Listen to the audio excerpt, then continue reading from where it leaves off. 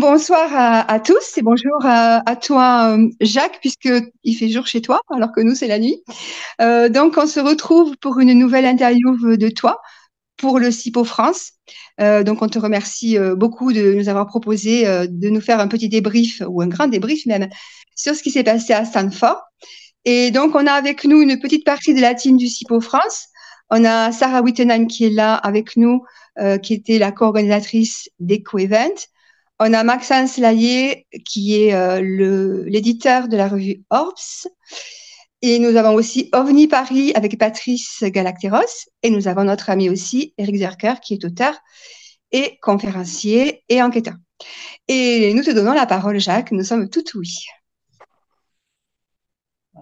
Et comme tu sais, on a assisté à cette conférence à la Sorbonne qui était pour la première fois qu'il y avait vraiment une discussion à tous azimuts dans un cadre universitaire à Paris, à ma connaissance, avec une organisation sur 2 jours. Euh, la conférence de la Sorbonne était à peu près sur le même dans le même cadre, dans un site complètement nouveau sur le campus de Stanford, au cœur du campus scientifique de Stanford, donc très, très visible et qui a attiré énormément d'attention. La différence entre les deux conférences qui étaient à moins de 2 semaines l'une de l'autre, ce qui n'était pas facile pour les gens qui avaient à prendre l'avion entre les deux pour, remonter au niveau, comme moi. Mais la différence, c'est qu'à Stanford, les aspects philosophiques et même religieux ont été adressés, ont été discutés. Il existe aux États-Unis plusieurs groupes universitaires de haut niveau qui s'intéressent à la question, non pas seulement d'un point de vue scientifique, mais d'un point de vue philosophique, moral et en partie religieux. Alors religieux, ça ne veut pas dire sous une dénomination particulière, catholique ou autre, mais du point de vue de l'impact sur les croyances, hein, sur que le public peut apporter au sujet. Donc c'était très intéressant. Le, la conférence est passée sur 2 jours, le vendredi 17 novembre et le samedi, introduite par la Fondation Sol, qui a été créée par un ami personnel avec qui je travaille depuis 5 ans, le professeur Gary Norland, qui est professeur de médecine à Stanford. Alors, il dirige 3 équipes qui font des recherches avancées, notamment sur les cellules. Euh, Gary est bien connu dans les milieux universitaires américains. Euh, c'est un biologiste, c'est pas un médecin. Donc, mais il a été l'inventeur notamment d'une série d'appareils pour étudier la chimie des cellules, appareil dont on a commencé à se servir il y a plusieurs années. Comme vous le savez, on a déjà publié un article sur un cas du Middle West dans la première revue d'astronautique américaine, enfin internationale, à vrai dire. Euh, et on continue je continue à rassembler des matériaux qu'on passe au laboratoire et pour lesquels on regarde les isotopes. Souvent, il y a déjà des analyses chimiques qui ont été faites et publiées, mais le problème, c'est de passer au niveau des isotopes pour comprendre si ces matériaux, comment ces matériaux ont pu être manipulés et pourquoi. Bon. Donc ça, c'est un des sujets ouverts dont on a parlé à Stanford. Donc, Gary a fait l'introduction. Il a présenté son équipe, notamment Peter Skafish, qui a aussi qui est directeur de recherche pour la Fondation Sol. Donc, c'est en fait tous les deux, Gary et Peter, qui organisent l'ensemble des recherches à partir de maintenant. Ils ont levé de l'argent à titre privé, hein, il n'y a pas d'argent public. Euh, alors, il y aura peut-être des, des subventions publiques à des recherches faites par la fondation, mais essentiellement, c'est une fondation sans but de profit. Hein. C'est une vraie fondation de recherche. Peter Skafish a travaillé au Collège de France, a été professeur au Collège de France, connaît très bien l'Europe, a travaillé à l'Université de Californie à Berkeley et aussi au Canada à l'Université McGill. Donc c'est un international hein, qui, qui connaît bien tous ces milieux de recherche.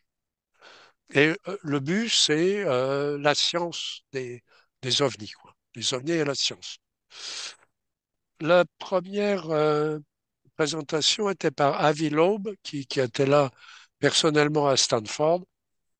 Bien entendu, quand on dirige un projet à Harvard et qu'on a l'opportunité de venir à Stanford, là, il y a un lien entre les deux. C'est intéressant à plusieurs titres, hein, du point de vue, pour moi, observant les universités américaines, euh, Harvard et Stanford sont toutes les deux des universités privées, donc elles ne sont sous le contrôle d'aucune administration euh, qui contrôle les budgets, etc. C'est une première chose. C'est toutes les deux parmi les universités les plus riches. Je crois que Harvard est la deuxième université la plus riche aux États-Unis après l'université du Texas, qui est une université d'État au Texas. Euh, donc, c'est des universités qui peuvent prendre des risques. Alors, contrairement à ce qu'on voit en Europe, disons, et en particulier en France, qu'on connaît bien, euh, les professeurs ne refont pas les travaux qui ont déjà été faits avant. Euh, ils foncent en avant, en particulier. Euh, Gary Norland est connu pour des percées importantes en biologie avec trois équipes qu'il dirige, trois équipes de recherche. Le, donc, Avi Loeb, on le connaît bien, hein, on le connaît bien en France. Il avait participé à la conférence de Paris, hein, une dizaine de jours avant, par liaison satellite. Et là, il était là pendant les 2 jours, donc on a pu discuter avec lui. Et il y avait parmi les 250 personnes qui étaient dans la salle, il y avait plusieurs chercheurs de son équipe. Le- et je crois que quand on parle aux universitaires français, euh, c'est peut-être un modèle à leur montrer, hein, parce que euh, il y a autour de Avi Loeb, il y a une quarantaine d'étudiants qui sont tous au niveau au niveau du doctorat ou bien au-delà du niveau du doctorat, qui sont en train de travailler à plein temps sur la question des ovnis. Donc, ce sont des gens qui font professeurs ensuite, ou qui vont aller dans l'industrie, ou qui vont aller dans d'autres universités, qui vont continuer le travail. Donc, ça, c'est important. Et quand on voit les appareils qu'ils ont développés et déployés en 2 ans, sans parler de ce qui a été récupéré dans le Pacifique par l'expédition conduite par Avi Loeb, c'est quelque chose qui est scientifiquement impressionnant. Le- Ensuite, le, l'intervention suivante était par une astronome qu'on connaît bien, qui était d'ailleurs à Paris avec nous, Béatrice Villarroel, qui est suédoise, mais basée en Espagne, et avec qui j'ai travaillé très tôt parce que ce qu'elle faisait était très intéressant. Elle reprend les plaques du Mont Palomar en particulier, qui ont servi à faire les premiers catalogues du ciel complet avec un télescope, à l'époque le plus grand télescope du monde au Mont Palomar, et qui servent encore maintenant à des études astronomiques bien sûr sur les étoiles et les galaxies. J'avais travaillé sur ce catalogue quand je travaillais pour Gérard de Vaucouleurs à l'Université du Texas. C'était mon premier job aux États-Unis. Ce sont des plaques d'une qualité absolument extraordinaire. Euh, Bien sûr, maintenant, grâce aux satellites Kepler et autres, on va avoir beaucoup plus d'informations sur beaucoup plus d'objets. Mais l'idée de Béatrice, c'était de reprendre ces plaques et de voir s'il y avait des objets qui apparaissaient et qui disparaissaient en quelques minutes ou en quelques heures.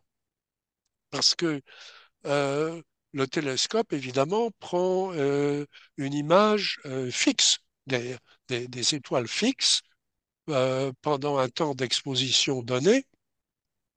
Et s'il y a des choses qui disparaissent, c'est pas des avions, c'est pas des météores, c'est pas des comètes, c'est pas des ballons, c'est pas des oiseaux, c'est pas des choses comme ça. Euh, donc, si on voit des objets qui sont clairement visibles sur les plaques, on travaille directement sur les plaques de verre, hein, qui ont été numérisées, et c'est ce qu'elle a commencé à faire. Et avec, euh, avec l'appui de l'Université de Californie et des agences en France. D'ailleurs, elle a reçu plusieurs prix déjà en Europe là-dessus.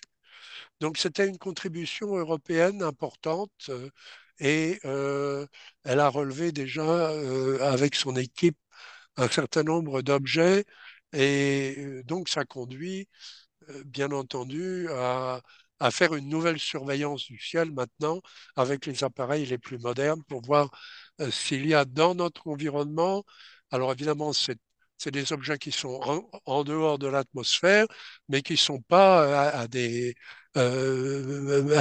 milliers d'années-lumière.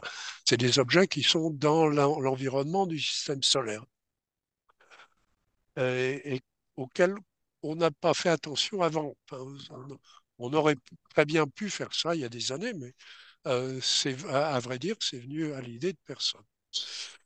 Le- Ensuite, il y a eu une présentation par Kevin Knopf qui avait fait une présentation à Paris à distance pour Monsieur Luc Dini. Enfin, il y avait on avait fait une conférence il y a 2 mois à peu près à Paris sur la physique des objets où j'avais fait une présentation et Kevin Knuth, qui est professeur à l'université d'Albany dans l'État de New York, a fait une présentation sur la physique, la détection, le suivi et les aspects engineering des ovnis.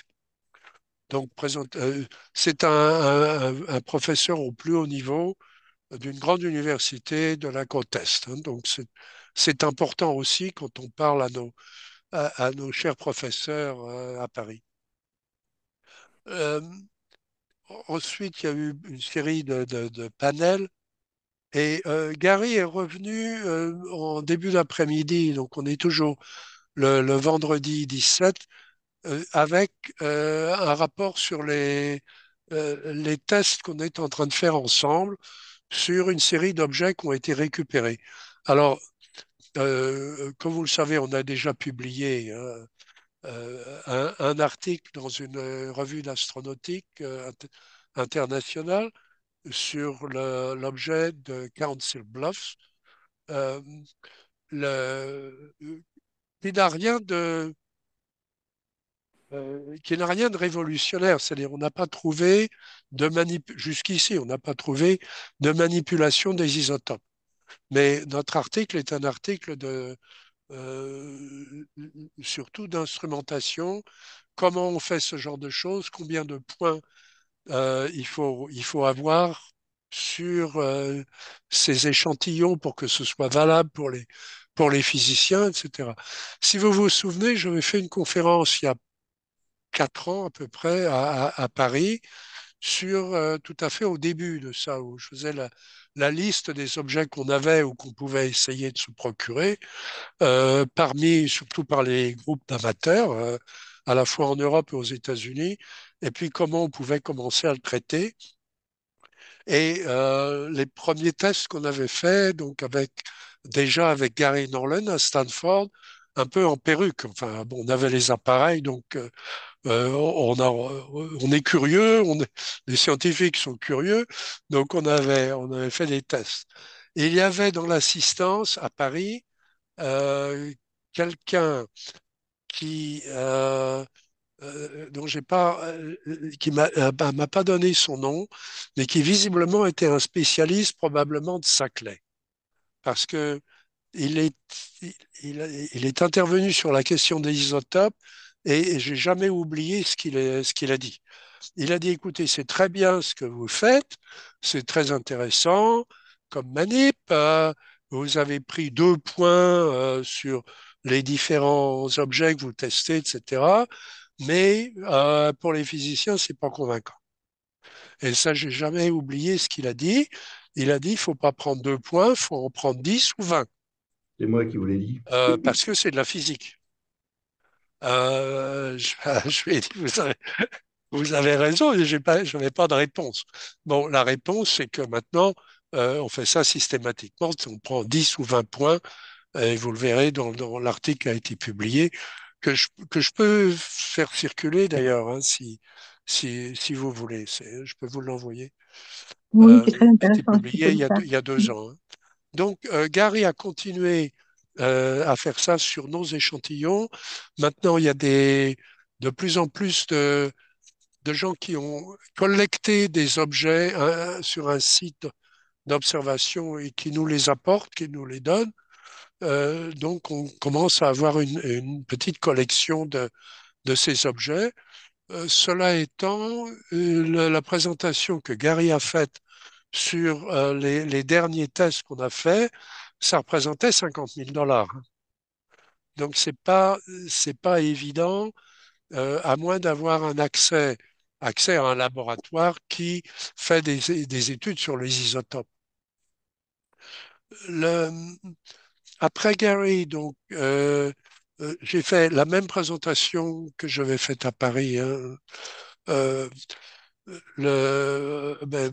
bien sûr en anglais, sur les dimensions du problème au point de vue scientifique et puis comment on pouvait essayer de faire avancer les choses en regardant, en regardant bien les différents types d'études qu'on doit faire suivant les catégories de rapports. Donc c'est plutôt un traitement informatique, ce qu'on a appris au cours du projet qui s'est achevé il y a quelques années, où on a rassemblé 260 000 cas dans le monde entier, hein. Donc les meilleurs cas qu'on a pu trouver sous le même format et sous un nouveau format.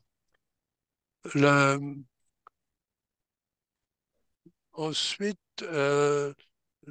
donc dans l'après-midi de vendredi, le, la session était consacrée aux humanités, c'est-à-dire pas seulement à la physique, à la chimie, aux isotopes et tout ça, et, mais on est revenu. Alors, d'abord, comment on peut euh, unir quels sont les impacts, quoi qu'on pense sur les ovnis, hein, quels sont les impacts au point de vue social et au point de vue scientifique sur les humanités et sur ce que les Américains appellent scholarship, c'est-à-dire la connaissance universitaire. La présentation a été faite par Diana Pasolka, qui est professeure de religion, professeure d'études religieuses ce qui est différent. À l'Université de Caroline du Nord, bien connue, elle a publié déjà plusieurs livres sur la question. Il y a deux pôles d'études sur la question aux États-Unis. Il y a une université au Texas et l'Université de Caroline du Nord, avec des échanges fructueux avec nous tous, bien sûr. Et donc sa présentation était sur l'impact pour les humanités et les études des religions, y compris les religions asiatiques, les religions japonaises, chinoises, indiennes, etc. Donc on n'est pas juste dans un environnement, disons, chrétien, enfin, on est sur un environnement très large. Ou on peut se demander d'ailleurs si le sujet ne va pas servir à faire des parallèles parmi les chercheurs qui s'intéressent aux études religieuses. Le, Peter Skafish donc, a fait une intervention ensuite sur qu'est-ce qu'on peut dire sur des intelligences non humaines au point de vue des humanités, l'anthropomorphisme, l'ontologie, etc. Donc, et ensuite, il y a une table ronde dirigée par Leslie Kean, qui est, je crois, bien connu en France, de New York Times, qui a fait donc de nombreuses études, à la fois en parapsychologie et sur les ovnis, euh, suivi par une intervention de Luis Elizondo, qui n'était pas à Stanford, mais qui a fait une intervention par vidéo, et un panel dirigé par Hal Puthoff, qui est donc le directeur d'une société qui s'appelle Earth Tech, qui est financée pour des études notamment sur les ovnis. Euh, et à la fin, une intervention d'un membre du Parlement du Canada, Larry Maguire, sur le point de vue canadien. Le point de vue canadien est très intéressant parce que il regarde bien sûr ce qui se passe aux États-Unis, qui sont le pays voisin, avec un grand intérêt parce qu'on sait que les Canadiens ont participé aux études américaines, y compris à des études classifiées, et qui suivent de très très près les études euh, des, euh, qui sont faites en commun avec les cinq grands pays anglo-saxons, donc y compris l'Australie, etc., et bien entendu la Grande-Bretagne. Donc il y a un groupe d'études séparés, indépendants, qui s'appelle les cinq yeux, les Five Eyes, qui rassemble les chercheurs américains, canadiens, britanniques, australiens, néo-zélandais, etc., sur la question. Euh, et c'est un groupe qui est tout à fait en pointe sur les questions militaires, sur les questions stratégiques et notamment sur les ovnis. Donc il parlait de ce point de vue-là et du point de vue du Parlement canadien. Il est certain que les Canadiens vont suivre de très très près ce qui est sur le point de se passer aux États-Unis. Euh, on est séparés que par une frontière qui est assez perméable, donc on sait ce qui se passe là-bas et vice-versa. Le samedi, alors, tout le monde était un peu fatigué, mais tout le monde euh, était prêt à attaquer. Donc à nouveau, une introduction par Gary Nolan et par Peter Skafish sur ce que va faire la Fondation Sol et sur quels axes elle va travailler. Euh, une fondation, ça sert à lever de l'argent pour des recherches sur différents sujets qui sont donc coordonnés au niveau de la fondation. Donc c'est quelque chose à long terme, mais qui a le mérite d'être indépendant. indépendante de l'État, indépendante des universités. Elle peut financer une université pour faire une étude particulière. Donc, si la Sorbonne a des idées sur la sociologie des ovnis, elle peut demander 1 million d'euros à cette fondation et on s'arrangera pour trouver 1 million d'euros pour faire l'étude en France. Le, la première intervention du samedi était faite par un contre-amiral américain, Timothy Gallaudet, qui est aussi docteur en sciences, docteur en biologie de la mer. Il travaille pour la Navy et euh, il a été administrateur de l'administration américaine sur l'étude des océans et de l'atmosphère, qui est un groupe scientifique spécifique qui étudie les océans et l'atmosphère, enfin l'environnement terrestre en général. Euh, et son, son intervention était très directe pour un amiral, en disant que les États-Unis, que le gouvernement américain avait eu une attitude apathique. C'est lui qui utilise le mot de apathique sur le sujet des ovnis et qu'il était temps que ça change. Parce que le sujet est bien connu maintenant des administrations, il est bien connu de la marine américaine et des gens qui s'occupent des océans, et qu'on a les données, on a les appareils, etc. Donc il est pas concevable qu'on continue à dormir sur les observations. Donc, quelque chose qui avait été dit avant par certains d'entre nous, mais là, c'est dit à l'université Stanford par un amiral. Donc, ça a une valeur, un impact différent, et le message a été entendu, hein, c'est clair. Il a été entendu au Congrès, etc. Euh, le, C'était suivi par le directeur, Dr. Grove, qui est directeur des études avancées, des études du futur, et chairman du département de sciences politiques à l'université d'Hawaï, à Manao, qui a parlé des menaces atmosphériques et orbitales euh, sur,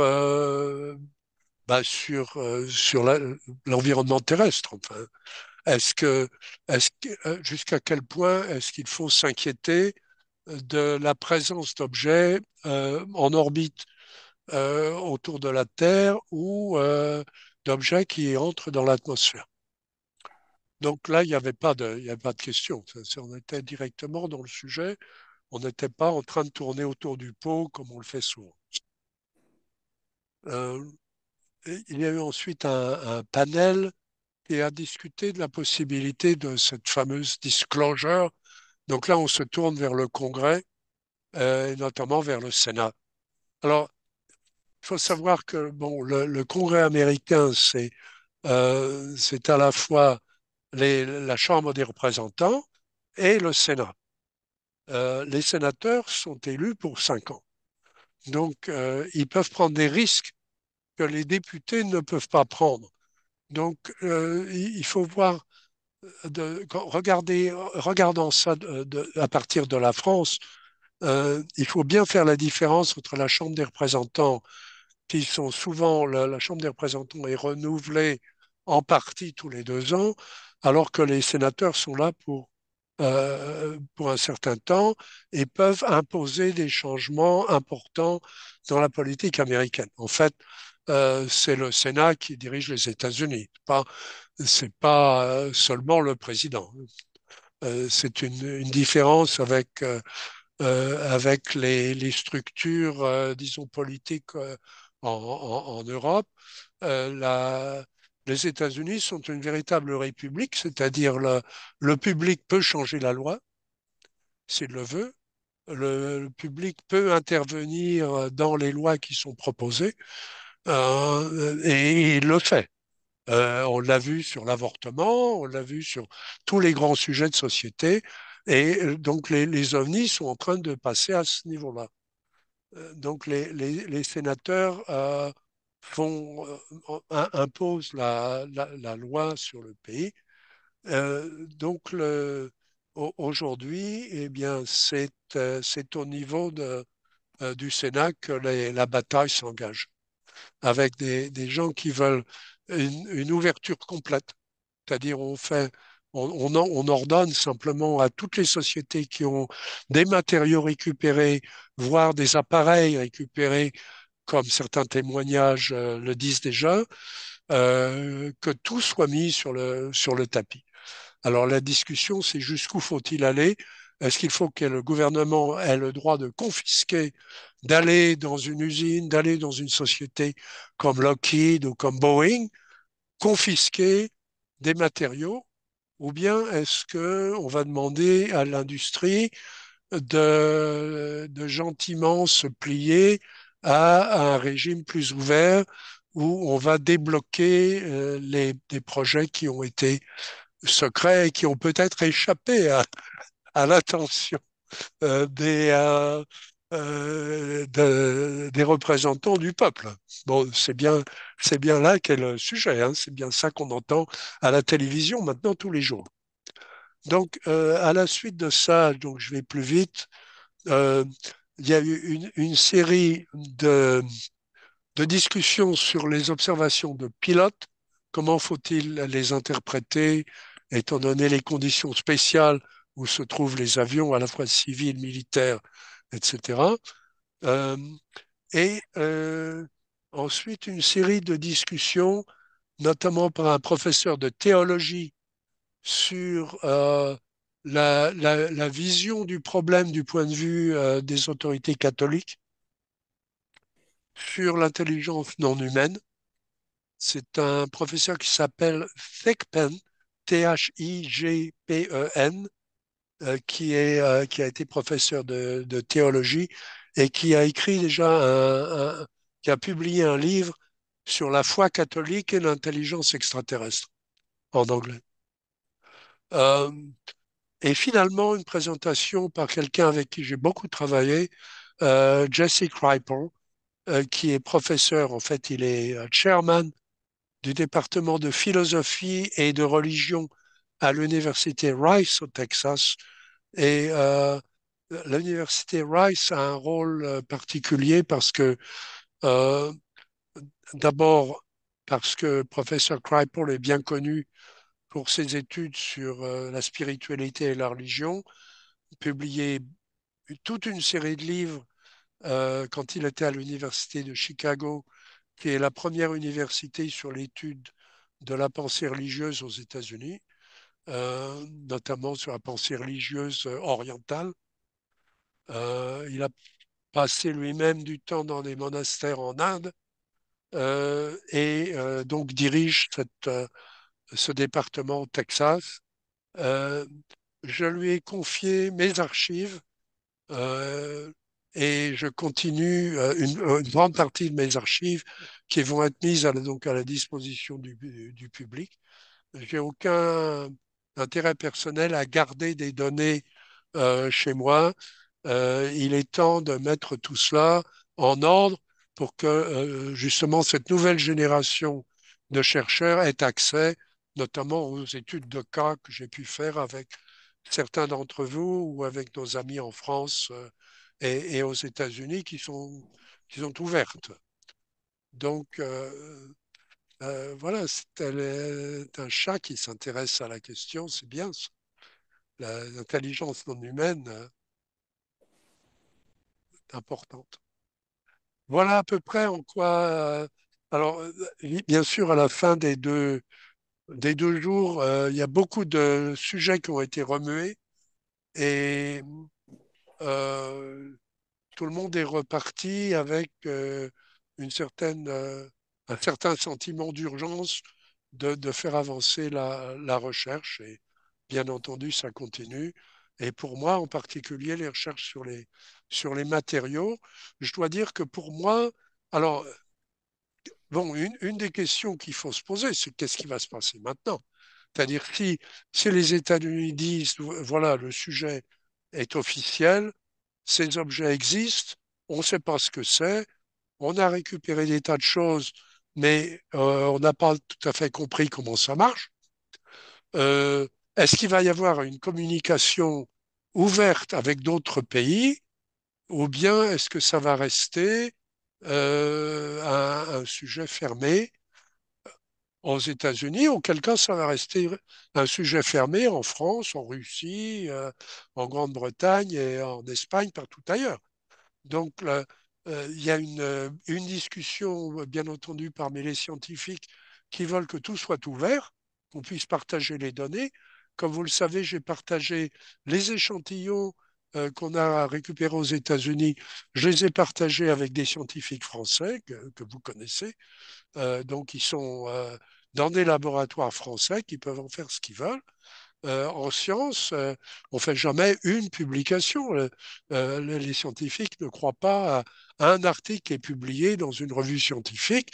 Ils attendent qu'il y ait deux ou trois autres revues qui publient des choses qui ont été faites dans des laboratoires d'autres pays. C'est vrai, en médecine, on n'accepterait jamais un médicament qui a été testé sur 200 personnes à San Francisco. Enfin, si ça marche à San Francisco, est-ce que ça marche à Paris? Est-ce que ça marche à Prague? Est-ce que ça marche à Buenos Aires? Donc, la science, elle avance pas dans un pays à la fois. Ça n'a pas de sens. Alors, bien sûr, il y a un intérêt stratégique des gens qui disent, attendez, si on trouve comment ça fonctionne, maintenant qu'on a des objets, apparemment, on a des objets intacts, est-ce que ça peut nous permettre de révolutionner l'aviation, de révolutionner la recherche spatiale et éventuellement les recherches militaires? Donc, c'est bien là que les enjeux vont se placer maintenant. Donc, on change de niveau complètement, hein. Donc, à la fois à travers l'impact des 2 jours que Sarah avait organisés à Paris et des 2 jours qui étaient organisés à Stanford. Donc, voilà un peu où nous en sommes. Merci, merci Jacques. C'était un feu d'artifice d'informations passionnantes qui soulèvent beaucoup de questions. On a envie d'en savoir plus. Et donc maintenant, je vais proposer à nos amis de poser leurs questions justement. On va commencer par Sarah. Est-ce que tu as des questions, plusieurs d'ailleurs toi à poser. Donc nous Oui, tout à fait. t'écoutons. Alors, je rebondis juste sur le fait qu'il a dit que j'ai organisé l'événement. Non, je ne suis pas toute seule, hein. J'avais un collaborateur. Voilà.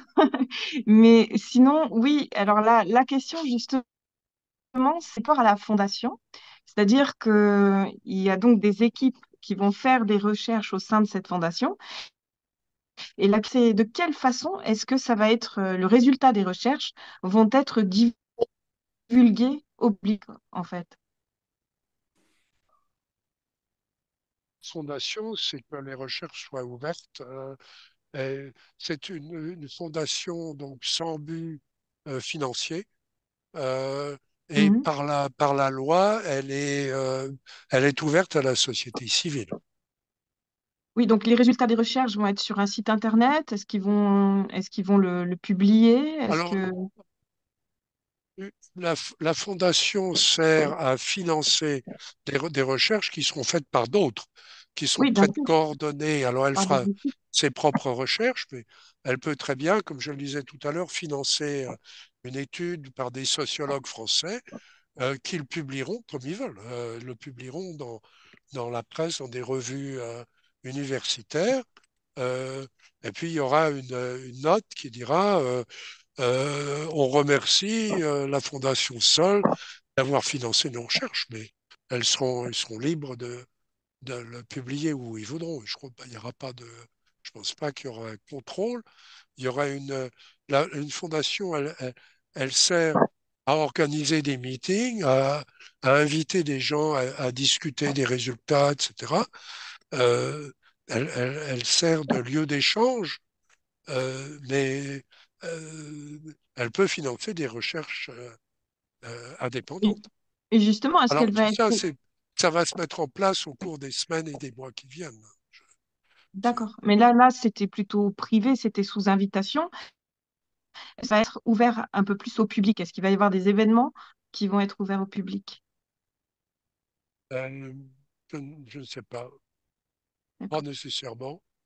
Mais par contre, s'il y a un groupe qui est financé pour faire des recherches, ce groupe pourra faire des conférences publiques. Il y a pas de, ou faire appel au public, par exemple pour des recherches médicales ou biologiques, etc.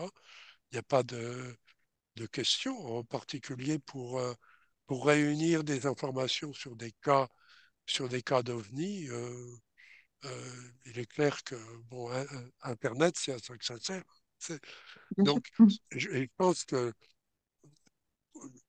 oui, je pense que le but de la fondation, c'est de servir le public en général et donc de donner la plus grande visibilité aux recherches qu'elle a faites. D'accord. Vous avez parlé de récupération de matériaux.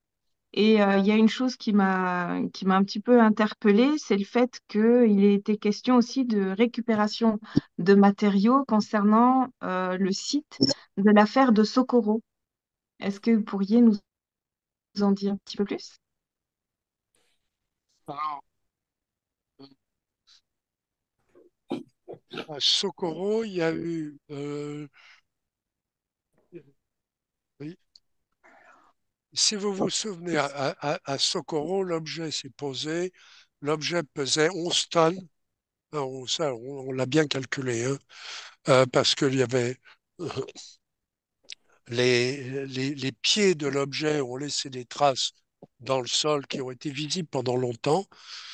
Euh, je suis retourné sur les lieux plusieurs fois. Comme vous le savez, j'étais impliqué avec le docteur Heineck qui était sur place et on a, à partir de Northwestern, on a coordonné, de l'université Northwestern à Chicago, on a coordonné les recherches qui étaient faites sur le terrain et il y a eu notamment un chercheur indépendant qui s'appelle Ray Stanford. C'est pas l'université Stanford, il s'appelle Ray Stanford, qui lui-même a récupéré avec Heineck un certain nombre de matériaux. Quand l'objet a décollé, il y a un des pieds de l'objet qui a laissé un impact sur une pierre. Le site est un site quasi désertique, hein, qui n'a pas changé d'ailleurs, à ma grande surprise. Il n'a pas changé au cours des années. Euh, il est très chamboulé par la pluie, par tout ça, mais c'est toujours essentiellement un grand terrain vague avec des cactus et des petites plantes. Et on voit très bien encore le site. Donc, il y a des grosses pierres et un des pieds de l'objet a frotté contre une pierre et donc Ray Stanford avait récupéré des échantillons à cet endroit-là. Alors ces échantillons ont eu une existence mouvementée parce qu'ils ont été volés essentiellement par un groupe américain de euh, secret euh, et ça a été connu et on a pu récupérer, enfin Ray Stanford a pu récupérer ces échantillons. Donc on avait raconté pas mal de mensonges dans la presse américaine sur ces échantillons. Il se trouve que les échantillons sont intéressants et vont être testés maintenant au niveau des isotopes. Alors au point de vue chimique, jusqu'ici, à ma connaissance, il n'y a rien eu vraiment d'extraordinaire. Il y a un cas d'un échantillon qui a des incrustations qui sont très curieuses, qui donnent l'impression d'un nouveau matériau, d'un métamatériel qui est toujours sous étude, mais pas par nous, sous étude dans d'autres laboratoires. Euh, le, par contre, les échantillons de Socorro vont être repassés encore à l'étude des isotopes. Mais encore une fois, si ça coûte 50 000 $ à chaque fois, il faut Oui, trouver les 50 000 $ parce que, bien sûr. souvenez-vous de ce que je disais tout à l'heure, on ne peut pas juste faire une mesure et puis dire, c'est pas des échantillons propres comme on a dans un laboratoire médical ou quelque chose comme ça. C'est des échantillons qui sont composés de beaucoup d'éléments différents. Il faut savoir d'où viennent ces éléments. Est-ce que c'est une contamination? Bien sûr, ils ont été contaminés, ces objets. Ils étaient déposés dans le sol. Il a plu, il y a de la poussière, il y a tout ce qu'on veut. C'est pas des échantillons qui sont purs. Donc il faut bien prendre ça en considération. C'est-à-dire, on va retrouver un tas de choses. Donc voilà pour Socorro. Euh, il y a n'oublions pas le cas de Ubatuba. Il faut savoir que Mm. euh, un professeur de Stanford avec qui j'ai travaillé, le professeur Sturrock, qui m'a passé tous ces échantillons, avait été le premier à faire ses études d'isotopes, internationalement d'ailleurs, avec des participations de Saclay, notamment pour l'étude des isotopes, qui a été publié. Tout ça a été publié il y a 40 ans, 30 ans, et on a continué à travailler dessus. Maintenant, c'est moi qui ai récupéré cette série d'échantillons. Il y a 5 échantillons différents de l'observation d'Ubatuba qu'on est en train de reprendre et que j'ai passé notamment à l'équipe de Luc Dini en France. Donc, tout ça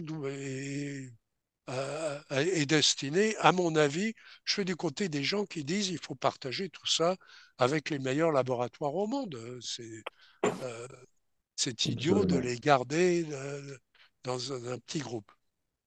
Ce sera la même chose pour Socorro, j'espère. Oui, espérons. Ouais. Merci pour avoir répondu On est à la au question. début d'une nouvelle histoire, hein. Il y a clairement une transition.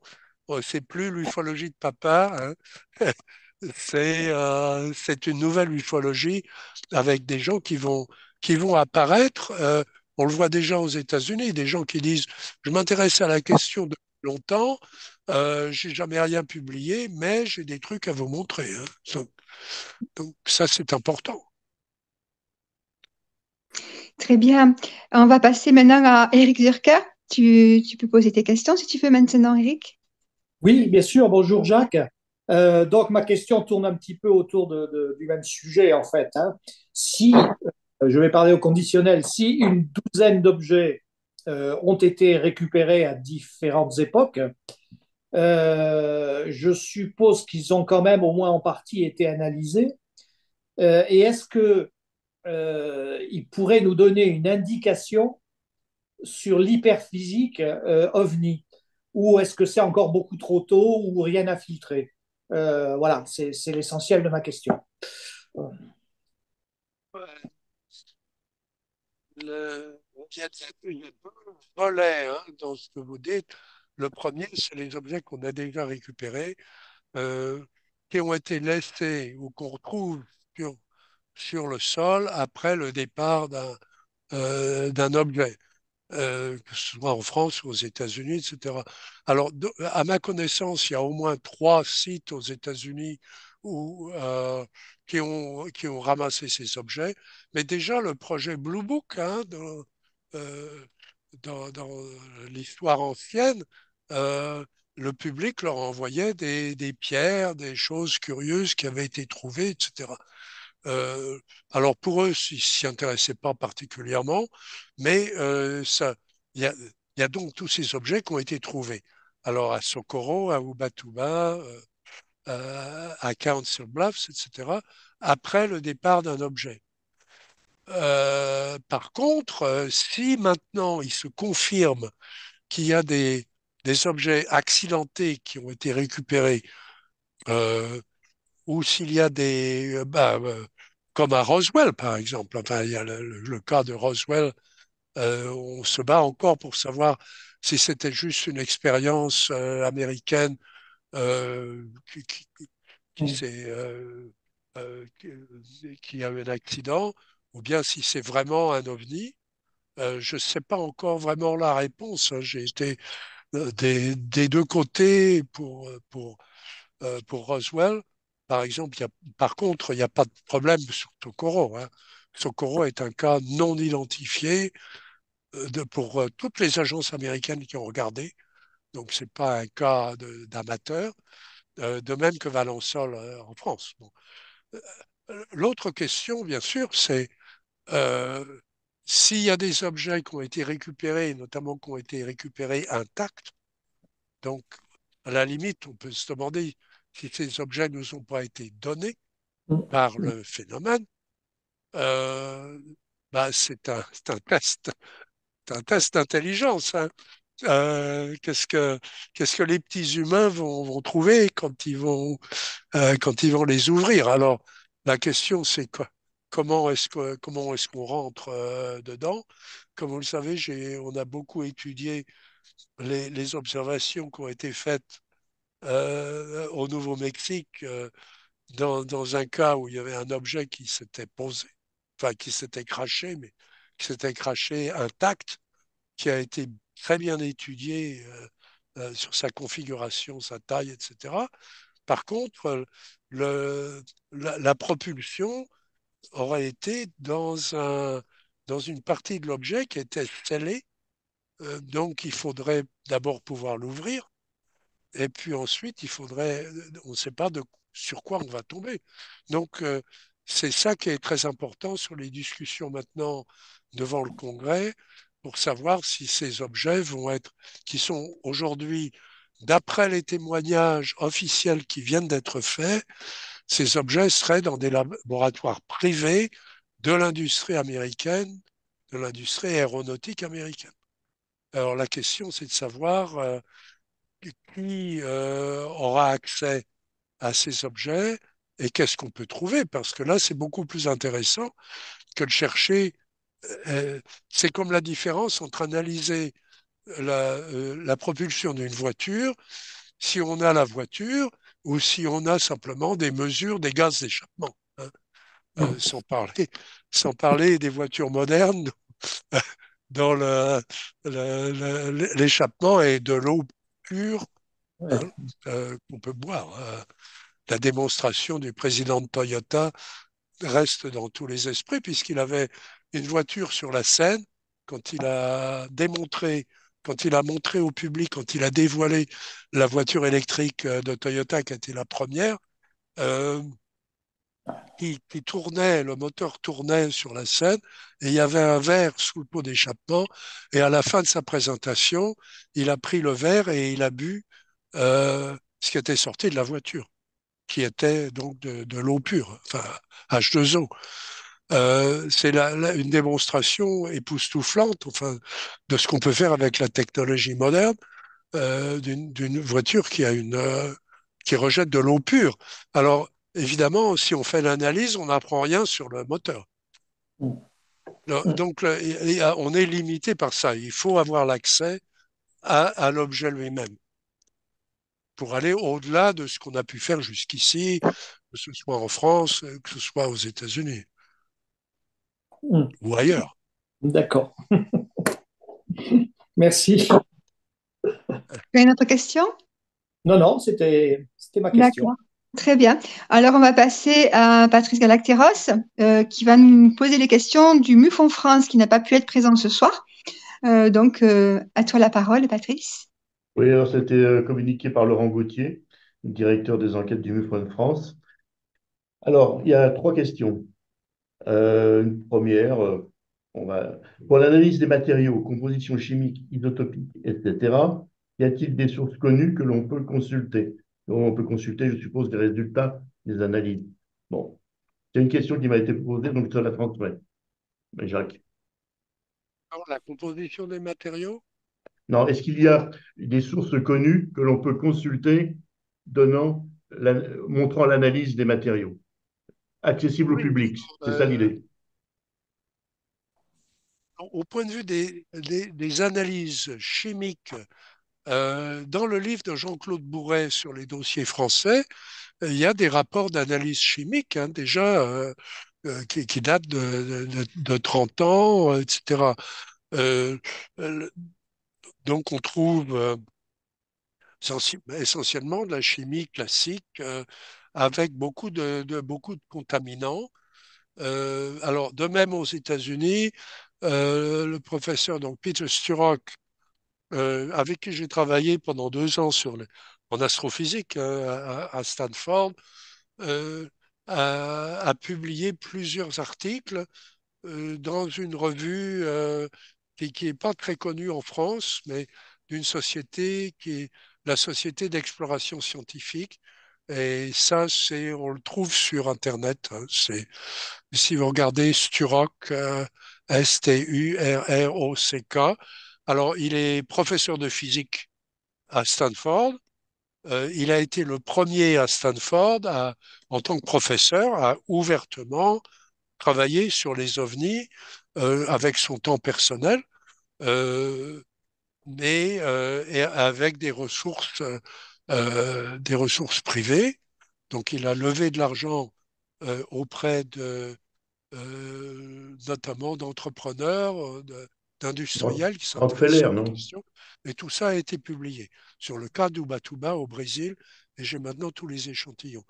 Le, Sur les matériaux, donc ce qu'on vient de publier, ce qu'on a publié il y a 2 ans euh, avec Gary Norland, c'est dans la première revue d'astronautique, hein. C'est une revue anglaise et je peux la mettre en ligne. Je, Ben, je volontiers. croyais l'avoir déjà mise en ligne, mais enfin, je vous enverrai l'article. D'accord. Alors vous verrez que encore une fois, on retrouve des éléments qui sont connus. Euh, ce qui a été déposé alors à Council Bluffs, on a commencé par ce cas-là parce que il y avait 11 témoins. Tous les témoins sont connus. Alors on trouve dans la littérature ufologique, oh, il y a un monsieur qui se fait appeler Monsieur X, qui dit qu'il connaît une dame qui est au courant d'un laboratoire qu'on va pas vous dire, mais ils ont trouvé quelque chose d'absolument passionnant. Bon, pour un scientifique, ça n'a aucune valeur. Ben, Bien évidemment, sûr. on peut rien faire.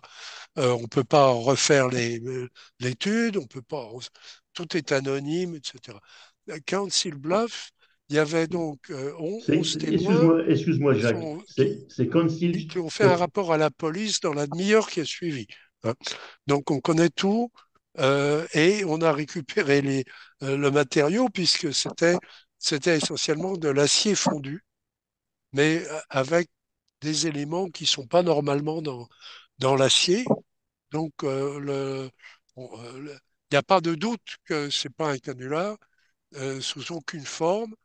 Mais c'est pas non plus un objet orbital qui serait rentré dans l'atmosphère. C'est pas non plus un objet aéronautique.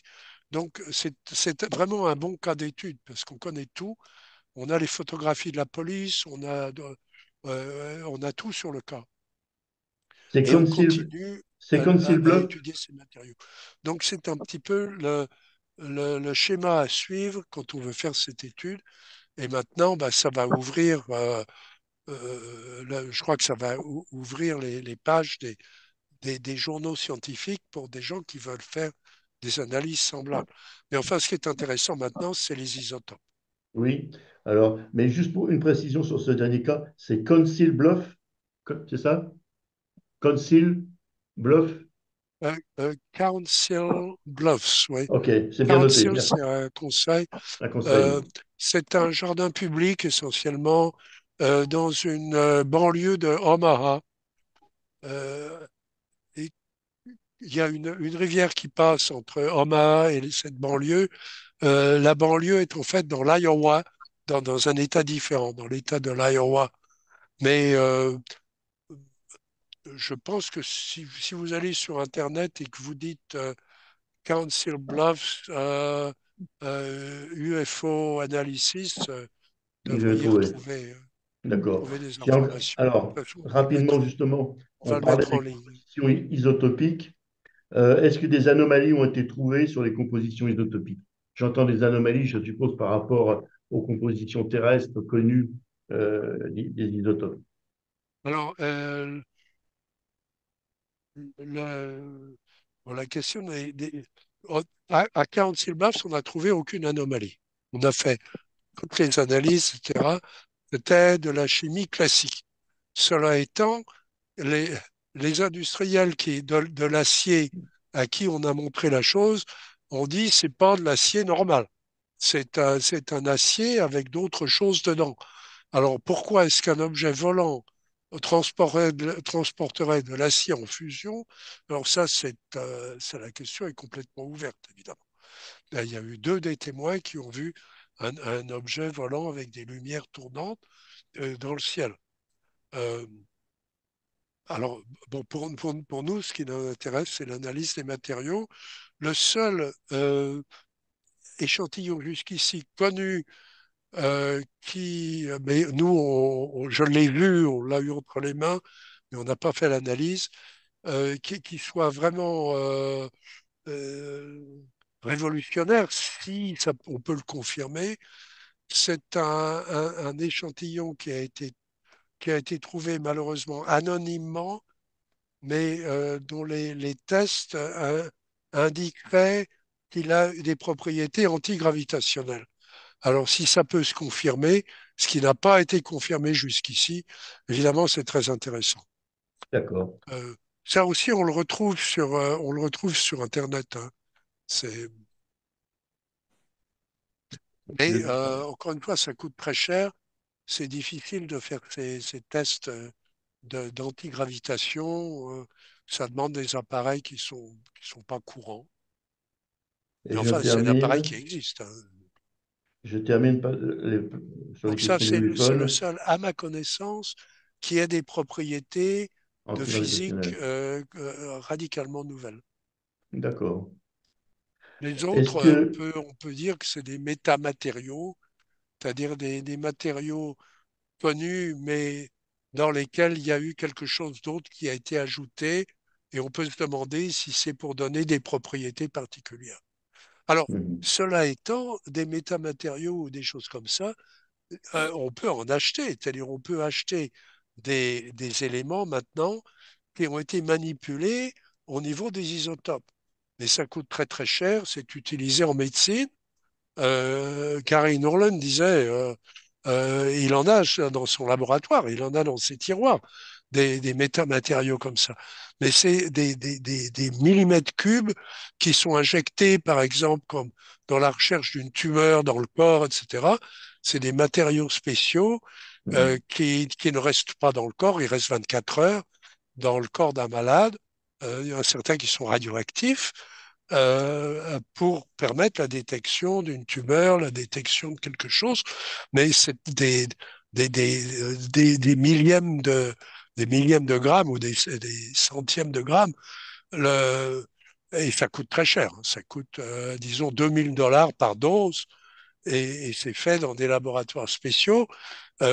On ne pourrait pas reproduire aujourd'hui ce qui a été déposé, par exemple, à Council Bluffs, coûterait des milliards de dollars. Enfin, si on devait le faire à cette échelle-là, il y avait des kilogrammes de matière. D'accord. Bon, ben, on a pratiquement terminé. Enfin, une question, est-ce que certains échantillons présentent des structures microcristallines non connues? Alors, on n'est plus dans les Euh, isotopes, on est dans la physico-chimie. je n'ai pas connaissance, il y en a peut-être, mais j'ai pas connaissance de ce genre de résultat. Le, les, les- tous les laboratoires qui ont regardé euh, les, les échantillons avec Council Bluff ont dit vous avez essentiellement de l'acier en fusion, hein. On ne pouvait pas en approcher pendant plus d'une demi-heure, alors que la température ambiante était en dessous de zéro. Mais c'était de l'acier en fusion qui a été déposé à Council Bluff. Et c'est Donc, resté en fusion s'il y avait pendant... des structures cristallines, elles auraient probablement disparu dans le processus de fusion. Maintenant, Oui, euh, encore une fois, il faut tout regarder. Alors, d'accord. sur des choses qui ont été laissées après un atterrissage, ce qu'on connaît jusqu'ici au point de vue ouvertement non secret, À ma connaissance, il n'y a pas de cristaux. Alors, Entendu. euh, Ok, encore je une te fois, c'est remercie. souvent le résultat d'une explosion ou d'une fusion. Merci, merci à Merci. tous les deux. Alors maintenant, on va passer à Maxence. Maxence, tes questions, tu peux les dire maintenant. Bonsoir, bonsoir à tous Ah, et merci Jacques de cette générosité, de cette détermination à vouloir nous partager les informations qui viennent d'au-delà des mers, du point de vue d'ici, hein, du point de vue de l'Europe et de la France. J'ai deux questions qui sont plutôt des questions communication, gouvernance, des questions de cet ordre-là, puisque les questions techniques ont été largement abordées précédemment. Question communication et gouvernance, un petit peu en écho aux premières questions de Stéphanie. C'est par rapport aux captations vidéo, par rapport aux enregistrements qui ont pu avoir lieu lors de la réunion de la Fondation Sol, il y a donc 15 jours, est-ce que il est prévu dans cette logique de partage de la connaissance, est-ce qu'il est prévu de rendre disponibles ces conférences, ou est-ce qu'on est encore dans des engrenages, des schémas d'autorisation, de validation, de personnes qui disent je vous dis ça, mais c'est confidentiel, je veux d'abord valider ce qui sortira et on verra ça dans 3 mois. Voilà, juste un petit topo là-dessus et derrière j'aurai une autre question qui concerne aussi la Fondation Sol. Merci. pas confidentiel, hein. On avait rien signé pour entrer dans la salle. Le, le public était choisi, hein, des gens, il y a beaucoup de gens qui voulaient venir. Le public a été choisi entre différentes sections.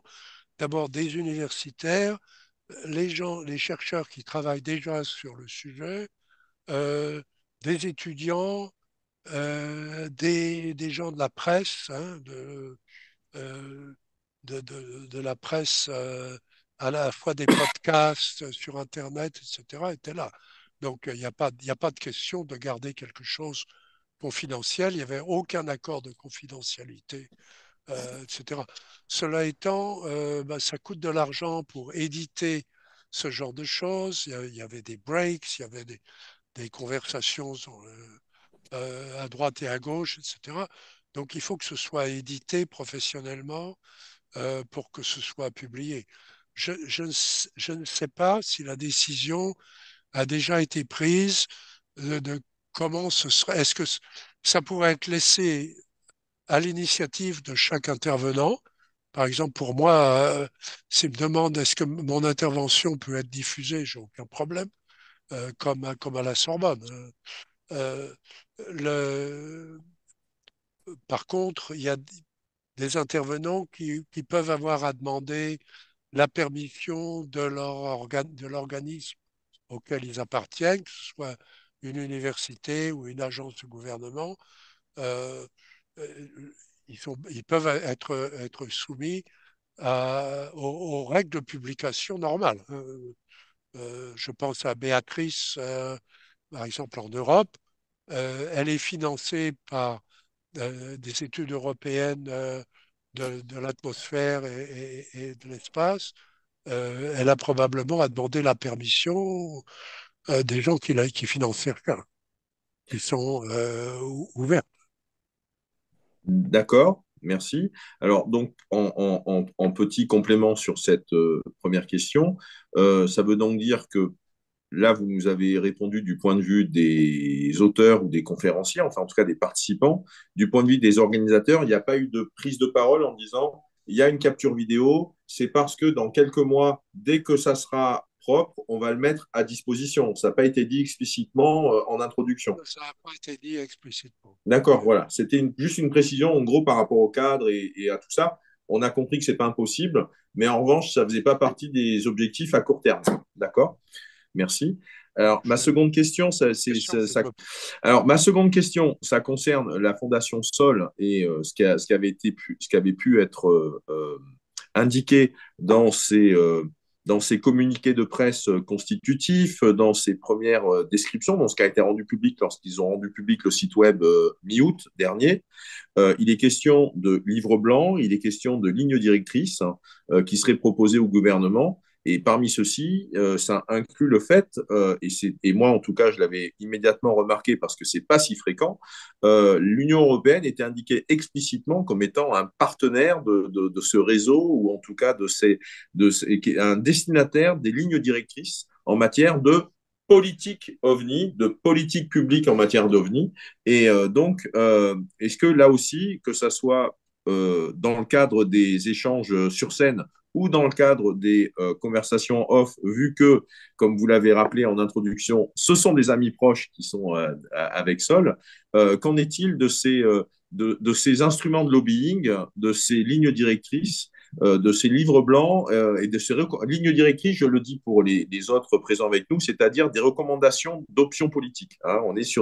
On donne des recommandations de perspectives politiques et de mesures et d'actions qui sont préconisées auprès des gouvernements. Après, chacun fait ce qu'il veut, mais en tout cas, les lignes directrices ont l'idée de donner des perspectives et d'aller dans telle direction de façon plus ou moins concrète. Donc, Jacques, à vous la parole par rapport à cette question. Qu'en est-il quelques mois après? Deux chercheurs créant une fondation ne peuvent pas se mettre à la décider de ce que vont faire les États indépendants, que ce soit aux États-Unis ou en Europe. Alors, cela étant, Piloska Fish est bien connue en France. Encore une fois, elle a été professeure au Collège de France et au Canada, ainsi qu'aux États-Unis. Donc, bien sûr, une perspective, là, dès le début, la perspective de la fondation est ouverte. Hein. C'est comme en médecine, comme en astronomie.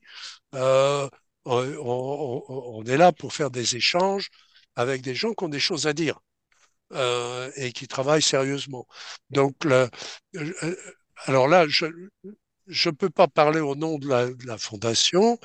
Encore une fois, j'ai travaillé étroitement avec eux, mais je ne sais pas comment les choses vont se formuler. D'abord avec leurs sponsors qui fournissent les fonds eux-mêmes, ils ont certains objectifs. Ils veulent que l'information soit diffusée largement et ils ont leur propre influence.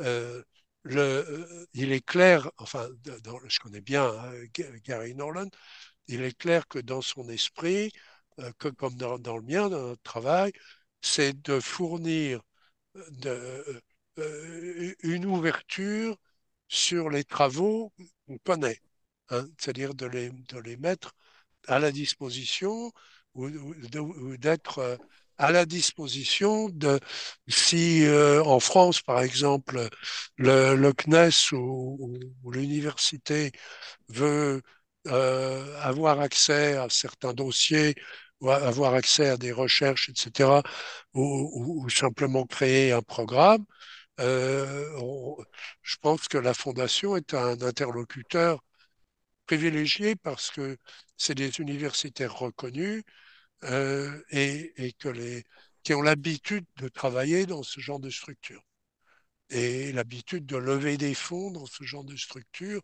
pour des recherches nouvelles. Bon, le, là-dessus, comment ça va se dérouler? Je pense que ça se déroulera au niveau de contacts, euh, d'abord au niveau universitaire et peut-être au niveau politique. Ça dépendra aussi, ça dépendra beaucoup, je pense à la situation de la France que je connais quand même, puisque j'ai travaillé avec plusieurs organismes français, notamment en médecine, etc. Euh, la France attendra de savoir quelle est la décision politique au niveau américain. Enfin, euh, les, euh, avant avant de s'engager plus avant, parce que euh, on sait très bien que les États-Unis ont effectivement, on l'a entendu à la télévision, enfin, ont effectivement récupéré des données qui sont scientifiquement intéressantes. Donc, reste à savoir jusqu'à quel point la discussion sera ouverte. Alors, merci pour ce premier niveau de réponse, parce que vais me permettre de la reformuler du point de vue européen, en quelque sorte, ou en tout cas de mon point de vue en tant que par rapport aux hypothèses que je vais donc vous rendre explicites, ou ce qui me semble extrêmement prometteur avec la Fondation Sol et son positionnement.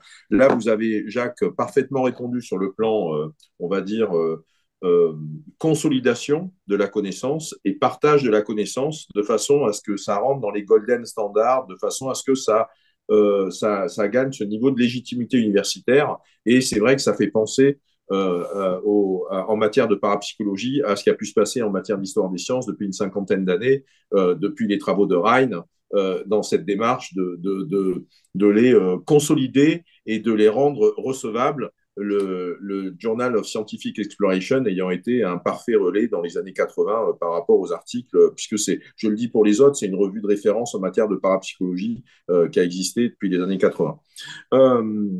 Et d'obédience anglo-saxonne, certes, mais très, très, très bien en matière d'ouverture et d'articles que ça pouvait contenir. Donc, pour reformuler ma question, pas de représentants ou pas de personnes, même à titre personnel, qui venaient de l'Agence spatiale européenne ou que venaient d'autres agences européennes ou institutions européennes qui sont sur les sciences d'avant-garde. Je cite par exemple, je dis pour nous, hein, le JRC, le Joint Research Center, qui est un peu la tête chercheuse en matière de recherche d'avant-garde à l'échelle européenne, où il y a aussi un centre sciences européen qui existe, qui a encore un autre terme avec un acronyme de 3 lettres également. Bref, il y a plusieurs entités comme ça qui sont un peu le miroir ou l'équivalent de certaines institutions qu'on a en France, mais à l'échelle européenne, et qui du coup font circuler l'information, ou en tout cas vont couvrir le territoire européen, et pallier aussi à ce que certains États membres ne peuvent pas faire. Je pense à la Slovénie, je pense à la Hongrie, je pense à la Roumanie, par exemple, qui ne sont pas des nations qui ont développé des filières aérospatiales ou spatiales en tant que telles. Donc, pas de représentants de ces groupes-là dans les participants, premièrement. C'est un des pans de reformulation de ma question. Deux réponses. D'abord, une petite fondation en Californie n'est pas appropriée pour dire au gouvernement européen ce qu'il faut faire. Mais ils peuvent dire, voilà, on a certaines données qui sont importantes, qui vont se développer. Est-ce qu'on peut travailler ensemble? Enfin, Mm. comme vous le savez, on travaille déjà euh, à titre personnel, à la fois Béatrice avec l'Espagne et la Suède, euh, et maintenant avec les astronomes américains. Euh, je l'ai aidé à, à rentrer dans ces circuits-là parce que bon, il se trouvait que j'avais le contact. Il y en a d'autres universitaires européens qui peuvent faire ce même chemin. C'est ouvert et des Américains qui veulent travailler avec l'Europe. Euh, alors, à un autre niveau, complètement différent, si demain le Sénat des États-Unis dit, voilà, on avait oublié de vous dire depuis 75 ans qu'on avait récupéré une douzaine d'ovnis et on les a maintenant dans des hangars et on va mettre tout ça sur la table parce que on pense que c'est important pour l'humanité. Il va y avoir un travail à faire, ne serait-ce qu'en France, où le sujet est connu, enfin bon, de tous. Enfin, ici, on a travaillé en France aussi pour faire des recherches sur le terrain, pour les diffuser, pour les écrire, etc. Euh, mais on sait très bien qu'on est une toute petite minorité, même dans les cercles des journalistes qui sont intéressés à la chose. Hein. Bon, c'est pas quelque chose qu'on voit à la télé. Excusez-moi. Euh, mais euh, il va y avoir, si tout le monde regarde les États-Unis, je crois que peu de gens en France, en tout cas parmi mes amis qui sont des, euh, soit des entrepreneurs, soit des scientifiques, ils ne s'attendent pas à une révélation soudaine aux États-Unis sur l'existence du phénomène et sur l'existence de recherches. Parce que ce qui va être révélé, c'est qu'il y a des recherches qui ne commencent pas maintenant, des recherches qui ont commencé il y a 40 ans, qui n'ont jamais été révélées. Et qui vont tout d'un coup, on va s'apercevoir en France que bah, tout ça, c'était réel. Et il y a des gens qui ont travaillé dessus. Et donc, il va y avoir une éducation, il va y avoir un besoin d'éducation au niveau de base, enfin, au niveau des écoles, au niveau des programmes scolaires, au niveau, sans parler euh, des... Alors, les sociétés savantes, elles ont l'habitude de ce genre de choses. Il y a une percée, on décode le génome, tout d'un coup, c'est une grande révélation. Bon, une série de publications qui sont faites sur le décodage du génome. Moi, j'ai vécu ça à la fois avec des scientifiques et avec des entrepreneurs. C'est une révolution, c'est une révolution industrielle et c'est une révolution scientifique. Mais au point de vue universitaire, on a, disons, l'habitude de découvertes comme ça. En astronomie, la découverte des pulsars, la découverte des quasars, les questions de l'énergie noire, etc. Tout ça, c'est déjà dans l'esprit des gens. Par contre, pour le public, ça va être une révolution. Parce qu'on n'a pas arrêté de leur dire depuis 60 ans que les gens qui s'en occupaient, comme nous, bon, ils étaient bien gentils, mais enfin, c'était pas sérieux, quoi. Donc, tout d'un coup, il va y avoir un besoin de créer des structures nouvelles pour faire passer l'information, pour aider les gens à distinguer le vrai du faux, parce qu'il va y avoir encore des dérives, des dérapages plus ou moins bizarre, ne serait-ce que sur les questions religieuses. Enfin, qu'est-ce qu'il faut croire si on est croyant dans une discipline particulière? Quels sont les livres qui ont été déjà écrits? Où est-ce qu'on peut trouver l'information? Quelle est la position du Vatican? Enfin, le Vatican a été assez ouvert hein, sur la question extraterrestre. Il a été ouvert, il a communiqué. Le pape lui-même a communiqué sur la question extraterrestre, euh, mais pas sur la question d'extraterrestres qui viennent nous voir avec des objets particuliers, etc. La question est ouverte, d'après en tout cas personnellement, ce que je peux voir. Donc, il va y avoir une période de 5 ans, 10 ans, où il va falloir que les informations soient validées. Ce que dit un témoin devant le Congrès, c'est pas nécessairement l'ensemble. Il a peut-être pas tout vu. Parmi ce qu'il croit savoir, il y a peut-être des choses qui sont fausses. Enfin, tout cela va avoir besoin d'être décliné et pour les pays européens, ça va être euh, ça va être un processus long et peut-être difficile parce il y a des gens euh, qui vont s'opposer à ce genre de choses, qui vont dire que les données sont pas réelles, etc. Il va falloir valider les données. Il va y avoir toute une période. Je crois que c'est à ça qu'il faut se préparer. Et puis, on ne sait pas jusqu'à quel point les États-Unis vont être ouverts. C'est la question qui va se résoudre dans les semaines qui viennent. Parce D'accord. que pour les Allez-y. gens Oui, parce que. de l'équipe Shermer, ils sont prêts à bloquer encore une fois, à bloquer le budget du Pentagone sur cette question. Très bien.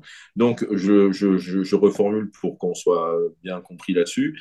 Parce que quand je vous parle des lignes directrices ou de livres blancs sur ces sujets-là pour donner des perspectives et des options de gouvernance, des recommandations de gouvernance au niveau des États, c'est parce que c'est marqué noir sur blanc c'était marqué noir sur blanc sur les pages sur certaines pages, à certains endroits, des communiqués de presse et de la présentation de la Fondation Sol. Donc, ce qui fait que là, dans ce congrès constitutif ou cette conférence constitutive à laquelle vous étiez, ça faisait pas partie des sujets qui étaient à court terme, quoi. Ça, il n'y avait pas ni en discussion dans les couloirs, ni dans les interventions publiques.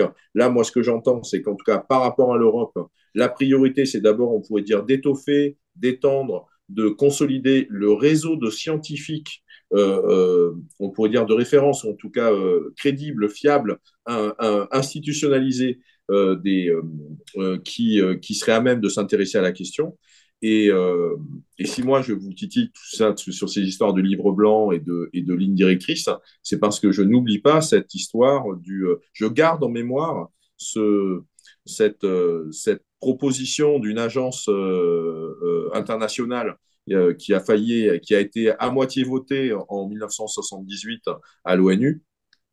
Et ce qui fait que ça donne une couleur intéressante aux propositions de San-Marin, aux propositions qui sont dans l'air du temps aujourd'hui. Quand bien même nous, en France, on s'en rend pas forcément bien compte parce que nous, on a la chance d'avoir le GEPAN et ça nous donne un biais en fait de perception. Et quand bien même on critique le GEPAN, nous, ça fait 25 ans ou 30 ans ou 40 ans qu'on a le GEPAN. Et GEPAN ou GEPA ou GPE ou GEPA matin, enfin, on m'a compris, il y a ça qui est là et qui fait le boulot qui est fait, alors que ce n'est pas le cas du tout dans les autres pays européens. Donc nous, on a un biais de confirmation institutionnelle qui n'est absolument pas présent dans les autres pays. Oui, mais je crois que le niveau scientifique va être dépassé très rapidement. Hein. C'est-à-dire que c'est bien, mais les scientifiques, ils ont déjà des moyens de communication, des congrès tous les quelques mois, des congrès tous les ans, où, où ils se réunissent par discipline, etc. Cela étant, là, on a vraiment le sujet multidisciplinaire typique, hein, parce que on ne sait pas en fait par quel bout commencer. Mais vous noterez la différence entre les conférences à Paris que Sarah avait organisées, etc., et celles à Stanford, c'est la présence d'une discussion sur les religions, Ah oui. les religions, pas, euh, et avec les, les, les meilleurs scientifiques et les meilleurs analystes connus et les meilleurs universitaires connus qui publient depuis longtemps sur les religions, enfin l'étude comparative des religions, y Mm-hmm. compris les religions orientales. Donc ça c'est important et ça va jouer immédiatement, ça va apparaître immédiatement comme un sujet important pour le public, y compris en France, euh, bien entendu. C'est clair. Et je crois que encore une fois, le Vatican est en avance. Je me souviens, alors bon, je me posais la question, je me souviens d'une conférence qui avait été organisée pendant 4 jours au Portugal, à Porto, sur, euh, sur les religions devant les sciences, hein, ça a été publié d'ailleurs, etc.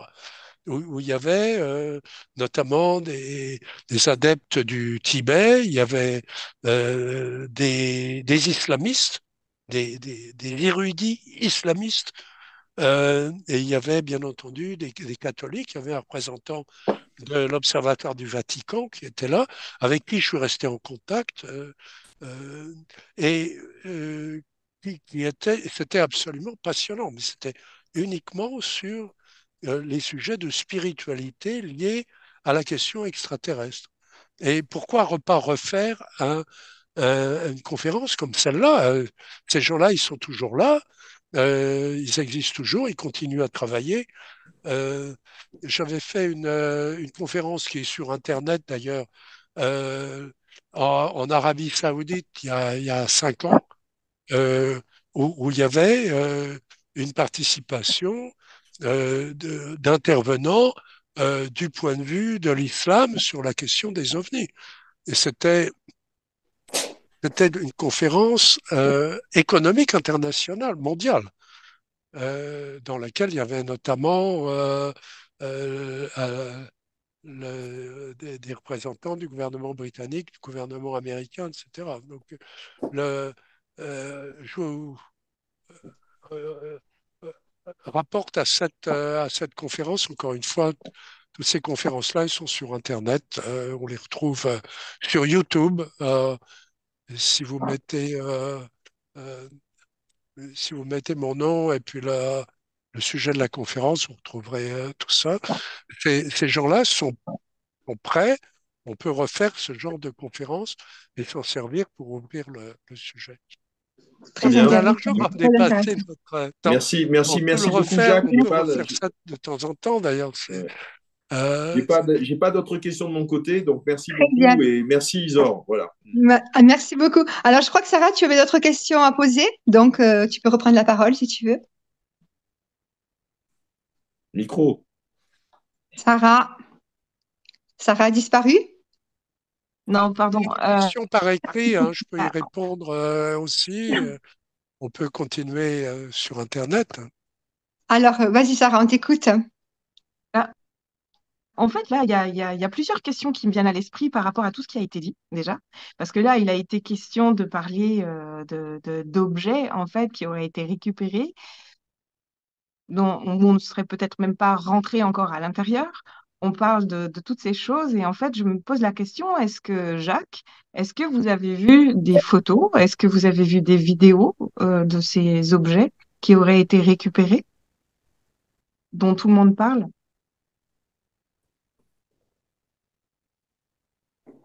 Je pense que quand on va, si le Congrès décide de valider ça, d'abord, c'est pas évident qu'il peut. Euh, et c'est pas évident que tout peut être vu. Et je ne sais pas sous quelle forme ce sera diffusé.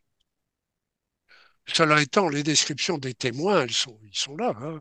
Des descriptions par des militaires qui ont euh, participé à la récupération, etc. Ils ont décrit comment ils ont chargé ça sur le camion, etc. Ça existe. Euh, dans, dans les livres de Paola Harris, par exemple, elle a très bien connu un militaire qui a décrit, qui a dit qu'il avait participé. Alors, il ne pouvait pas violer le secret militaire, mais il a confirmé qu'il avait participé à une récupération. Et puis, comme vous le savez, euh, l'objet de Trinité, on a maintenant répondu pratiquement à toutes les objections qui avaient été faites sur notre livre. Euh, et on a reconnu certaines erreurs de temps, de date, de personnes, etc. Mais le fait est que le sujet reste valable. Donc, que cet objet a bien été, on sait comment il a été récupéré et on sait ses dimensions et le, le témoin qui est allé à l'intérieur est toujours vivant. Ah, donc ils ont réussi à rentrer. Ouais. Le- une fois que l'objet était chargé sur un camion, euh, l'objet a été essentiellement, non pas abandonné, mais euh, restait ouvert pendant 1 heure à peu près, pendant que l'équipe se regroupait, etc. Et le garçon qui avait vu, qui avait suivi l'observation, qui avait suivi euh, l'étude de cet objet sur le sol au cours des jours précédents, a Ah, pu vous, rentrer à ok. l'intérieur. Oui. Donc Vous parlez de Trinity, là, du coup, on le connaît cas de les Trinity. dimensions, etc. Donc ça, on continue à l'étudier et à essayer de rassembler des informations viables qu'on publiera éventuellement, etc. Euh, y compris en reconnaissant les erreurs qu'on a faites sur certains détails. Oui, je crois D'accord. que c'est important que ça soit publié, critiqué ouvertement, etc. Euh, Mais il y a eu des descriptions qui ont été faites par, encore une fois, par les équipes qui ont récupéré ces objets. Alors, c'est dans la littérature, mais enfin, évidemment, il faut toujours se poser la question, est-ce que c'est vrai? Est-ce que, est-ce que ça pouvait être des objets tests qui ont été faits par la NASA ou par l'armée de l'air pour tester une configuration particulière? Et puis les gens ont cru que c'était des ovnis. Ou est-ce que c'était des objets secrets pour lesquels on n'a pas voulu donner d'explication et le public a imaginé que c'était des objets secrets parce qu'on ne donnait pas l'explication. Mais il y a des tas de choses dont on ne donne pas l'explication. Les prototypes aéronautiques, bah, ils peuvent être vus par accident par quelqu'un, mais on va nier leur existence, bien sûr. Ça fait partie du fait de la confidentialité du projet. Donc il va falloir, si ça se confirme au Congrès, encore une fois, c'est la question qui se pose maintenant, savoir jusqu'à quel point est-ce qu'on va pouvoir valider tout ça et jusqu'à quel point ce sera rendu public. Et là, euh, personne n'a la réponse aujourd'hui, hein. C'est bien entendu sur euh, dans les sujets publics, les questions qu'on se pose. Et je peux pas répondre à la place des témoins qui étaient là. Non, bien sûr. Euh, une dernière question, euh, un petit peu hors sujet, mais bon, pas vraiment non plus, de la part de Najib Kari du Vertical Project. En fait, c'est pour revenir sur la Sorbonne. Tu avais parlé de ton intervention sur le range Skinwalker. Donc, que tu étais allé là-bas, que tu avais été quelque part, tu étais missionné pour y aller, et que tu as placé deux caméras face à face. Donc, pourquoi ces caméras ont été placées? Est-ce que vous avez capté quelque chose avec ces caméras? Et si oui, quoi? Voilà. Qu'est-ce que vous avez pu filmer grâce à ces caméras? Ça a été publié, hein, ça, c'est euh, dans la discussion, donc au niveau du bureau d'études pour NIDS, hein, pour le projet initial de Robert Bigelow, euh, la question s'était posée de savoir jusqu'à quel point est-ce qu'on met des instruments. Euh, ma, ma position a toujours été que si on mettait des instruments, il fallait les dissimuler, il fallait pas changer le paysage. Parce que c'est le phénomène, quand il se manifeste dans un endroit, que ce soit en France ou aux États-Unis, euh, le phénomène travaille avec le paysage. Je l'ai vu sur beaucoup de sites où j'ai passé du temps. En général, c'est des sites exceptionnels. Cette ranch dans l'Utah est un ranch exceptionnel aussi par sa position géographique, etc. Donc, il faut. Et puis, on connaît son histoire aussi. Ça n'a pas commencé avec nos travaux, ça avait commencé avant. Moi, j'ai parlé aux voisins, j'ai parlé aux Indiens, j'ai parlé aux gens qui avaient été là avant. C'est bien connu qu'il y a des phénomènes. Donc, il ne faut pas perturber le phénomène, que ce soit quand on étudie un animal ou quand on étudie le corps humain, on essaye de ne pas tout perturber pour que le phénomène puisse ait la possibilité de se produire. Alors, bien entendu, mes amis étaient tous des scientifiques qui ont dit non, non, il nous faut les données et tout ça, on va mettre des poteaux avec des caméras pour regarder ce qui se passe. Alors, d'accord, on va mettre un cercle de poteaux avec des caméras et des câbles et on va tout enregistrer, tout le temps. Et puis, il y aura des gens qui regarderont tout ça et on verra s'il y a quelque chose qui se passe. Parce qu'autrement, personne ne va nous croire si on dit il y a une boule de lumière qui a traversé le troupeau de vaches, etc. Euh, donc là j'ai perdu la bataille. J'aurais dit, si vous faites ça, il faut faire un deuxième cercle de caméras qui regardent les premières caméras. Parce que si vous perdez une caméra, vous n'allez pas savoir pourquoi.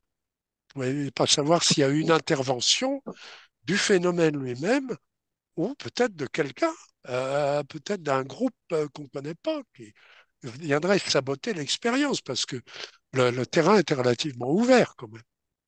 Donc, on a besoin de calibrer les caméras qui sont en train de calibrer le phénomène. Donc, on a fait ça, et il y a eu un cas, il y a eu plusieurs cas. Il y a eu un cas en particulier ça a été publié, où un cas en particulier où euh, le, il Oui, il y a eu un j'ai comportement anormal du troupeau qui était là, mais la caméra qui devait enregistrer a été, euh, a été coupée parce que le câble a été sectionné avec un couteau, hein, avec un couteau bien aiguisé, pas sectionné par un phénomène bizarre. Donc, euh, la caméra qui voyait le poteau en question et la caméra n'a n'a pas vu quelqu'un couper le câble. Mais on a l'image, c'est-à-dire on sait à quel moment le câble a été coupé et on ne voit pas par quel procédé il a été coupé. C'est resté une des questions, notamment le colonel Alexander, John Alexander, a fait une étude complète sur la question et je pense qu'il l'a mise en ligne. Enfin, en tout cas, ça a été publié. Mais enfin, on a retenu quand même la leçon, c'est-à-dire que si on met une caméra, il faut mettre une autre caméra qui regarde la première caméra. Très bien. Merci Jacques. Et Vraiment, à mon avis, il faut les dissimuler. Lisa, merci beaucoup, beaucoup merci. d'avoir organisé tout ça, de nous avoir rassemblés. Et Oui. donc, un grand merci. Avec grand plaisir, Jacques. À très bientôt. On reste en contact et merci à tous d'avoir participé ce soir. On a encore plein de questions à te poser, mais on te libère. Voilà. Belle journée à Merci. toi. À bientôt.